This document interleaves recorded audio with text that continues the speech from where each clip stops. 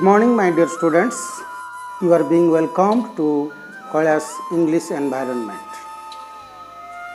I hope this video meets you with the best of your heart and spirit. My dears, today we shall go through the first topic of your English book, Skill of Communication English, A Letter to God. In this video, we will discuss about the writer of the story, the text of the first two paragraphs of the story, usage of some important words, important points and substance of the two paragraphs, important short answer type questions. The story A Letter to God was written by the eminent Mexican writer Gregorio Lopez Fuentes. He was a Mexican novelist and journalist. He was born in 1895. He started his writings at the age of 15 only. His important writings are A Letter to God, Dogma Miss Christophe, and El Indio, etc. Their answers. The house, the only one in the entire valley, set on the crest of a low hill. From this height, one would see the river and the field of ripe corn dotted with the flowers that always promised a good harvest. The only thing the earth needed was a downpour or at least a shower. Throughout the morning, Lincoln, who knew his field intimately, had done nothing else but see the sky towards the northeast. Now let's know some grammatical use of some words. First, valley. Do you know what valley is? Valley means the plain area among the mountain or hills. Then crest, which means the top. For example, the man is standing on the crest of the hill. Now downpour, which means heavy fall of rain. And shower means a short fall of rain. Now let's use some words in noun and verb. House, in verb. Our car is housed in our garage. Flower, in verb. Mango trees flowers in spring season. Then promise, in noun. If we make a promise, we should keep it. And in verb, I have promised not to attend any party this year. Next, harvest, in noun. We have a good harvest this year. In verb, we harvested 20 quintals of paddy last year. Now let's know the antonyms of some words. Entirely, partly, crest, native, low, high, intimate, distant, always, never. Now let's know the main points of the paragraph. Lincho, the central character of the story, was a small farmer. He lived with his family in a small valley. He had no neighbors. His house was on the top of a low hill. A river was flowing nearby. There are some patches of cornfields near his house. His cornfield was filled with ripe corn and also dotted with flowers. The ripe corns and flowers promised a good harvest to him. But his experience and intimacy with the field had made him know that for a good harvest, the field needed a good fall of rain or at least a sprinkle of rain. So after doing his level best, He waited eagerly for rain, looking at the sky towards northeast to see some promising patches of cloud. Now let's go through the second paragraph.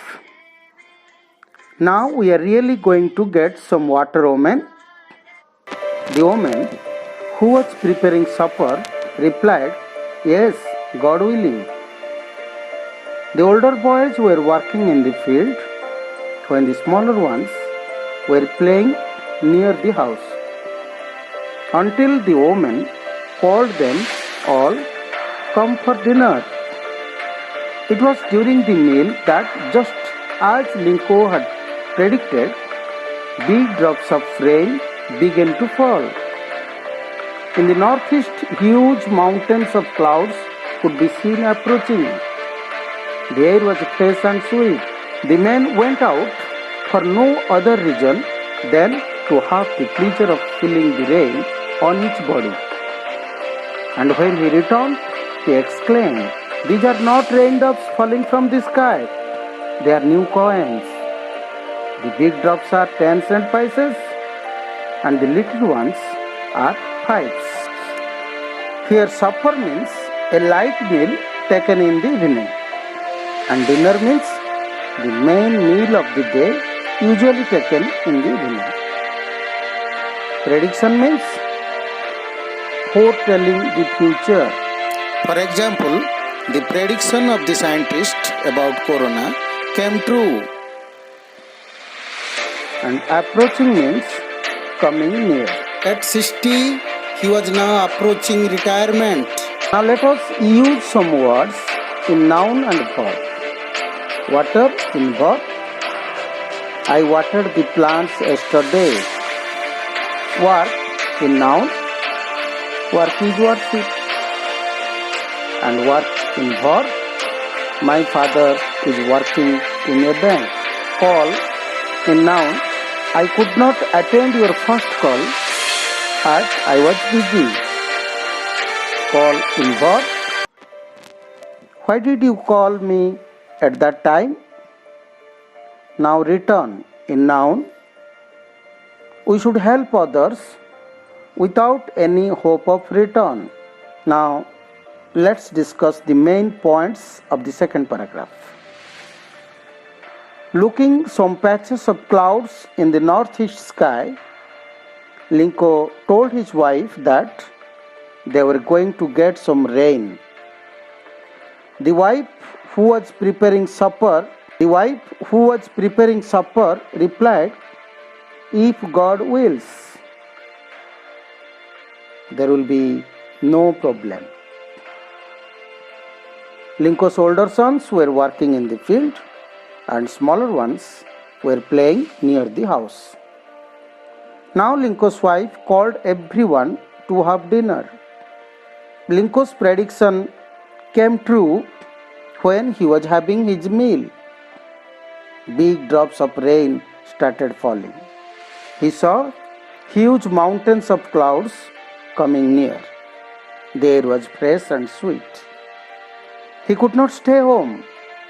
He came out to have the pleasure of feeling the rain on his body.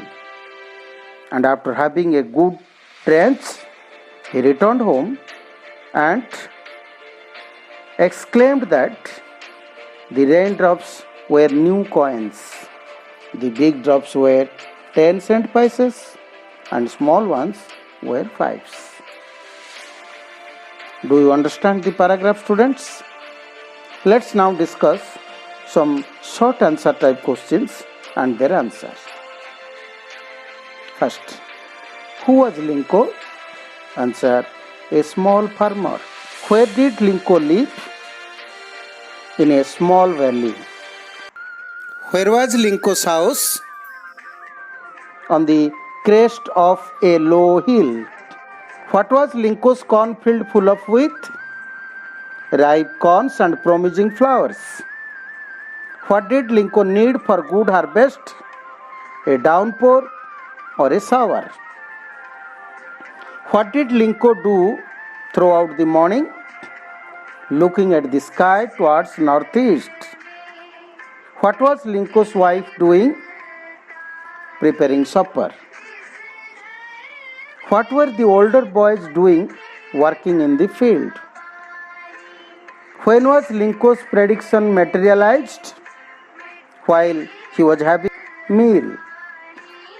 Why did Linko come out? Answer: to feel the pleasure of rain on his body. What did Linko compare the raindrops with? New coins. So students, in this way we have completed the first two paragraphs of the topic, a letter to God. Next time I will come with the next part of the topic. Till then, goodbye, stay blessed.